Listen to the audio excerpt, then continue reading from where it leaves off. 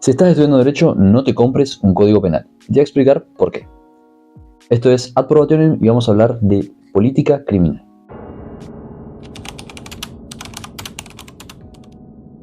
Esto que tengo acá es un código penal del año 2020, año en el que empecé a estudiar lo que es el derecho penal en la facultad. ¿Por qué? Porque en ese año yo empecé a ver el derecho penal desde la parte general. Bien, ¿cuál es el problema? ¿Qué pasa con ese código? ¿Por qué digo que no te compres uno? Bueno, lo que pasa con ese código del año 2020 es que ya fue reformado en más de una oportunidad. Tenemos reformas del año 2021, del año 2022, incluso del año 2023 y 2024. Es decir, en al menos 4 años el código fue reformado de diferentes formas y en diferentes figuras penales. ¿A qué se debe esto? Bueno, básicamente a la política criminal que adopta el legislador a la hora de tipificar nuevas conductas o modificar conductas ya tipificadas. Si tomamos cualquiera de los artículos o si abrimos el código, vamos a ver que tiene una serie de anotaciones. Por ejemplo, en este modelo que tengo yo, si yo abro la página, en cualquier página, vamos a ver que, por ejemplo, acá tenemos modificaciones anteriores. Es decir, el código original, vigente desde 1922 en teoría, porque sí se sancionó en 1921, pero entró en vigencia en 1922, tiene modificaciones que incluso son anteriores a las que yo le estoy contando. Es decir, yo empecé a estudiar con un código que no es el original y que tampoco va a ser el definitivo, porque año tras año se van agregando modificaciones a lo que refiere al derecho penal sustantivo. ¿Qué pasa con esto? Esto en cierto punto le quita la finalidad que tiene el código. El código, un código penal, un código civil, tiende a ser de manera generalizada algo que vaya a perdurar en el tiempo. Es decir, se sanciona en estructura de código porque se considera que reúne los requisitos para legislar o para regir sobre una cuestión en particular, en este caso la materia penal, durante un tiempo prolongado. ¿Qué ha pasado en la actualidad? Bueno, a través de la política criminal, el legislador ha adoptado criterios para hacer punibles o dejar de hacer punibles ciertas conductas, haciendo que se modifique esto de forma casi constante. Por ejemplo, de las últimas reformas de las cuales podemos hablar, encontramos los relacionados con el delito de aborto, que a día de hoy no es que está eliminada la figura de aborto, sino que tiene una tipificación diferente.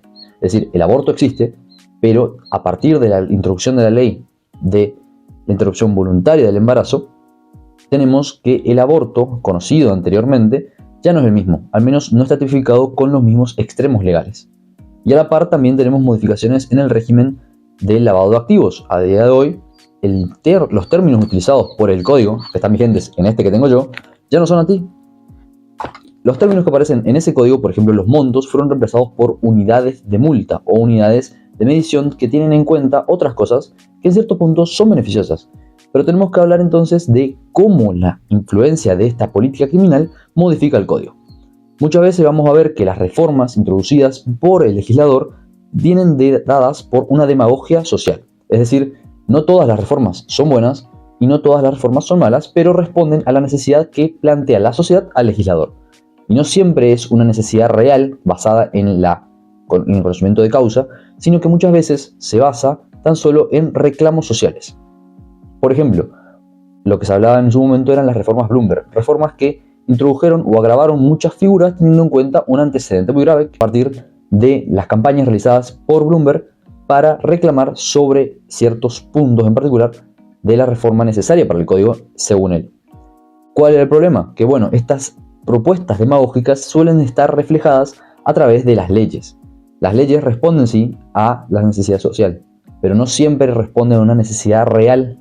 Por ejemplo, lo que podríamos discutir sobre el aborto sí responde a una necesidad real o algo que era necesario legislar para que quede más claro los casos en los cuales se podía realizar esta práctica sin que sea un delito.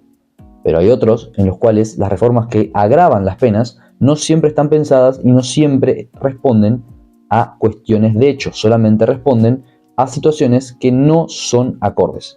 Un tema muy importante en este punto es la baja de la edad de inimputabilidad. En este punto podemos hablar de que la reforma legislativa propuesta por algún sector político tiende a favorecer la idea de que con bajar la edad de inimputabilidad podemos decir que se va a solucionar el problema. La verdad esto no es así, no lo sabemos tampoco. No podemos decir que por tan solo bajar la edad de inimputabilidad podemos hablar de la protección o mayor seguridad que van a tener los ciudadanos. Nada va a cambiar que una persona salga a delinquir. Las estrategias no tienen que ir solamente por la modificación más gravosa al Código Penal, sino tienen que estar encaminadas junto con políticas sociales, de educación y de cultura, que eso es lo que realmente puede hacer que una sociedad se modifique.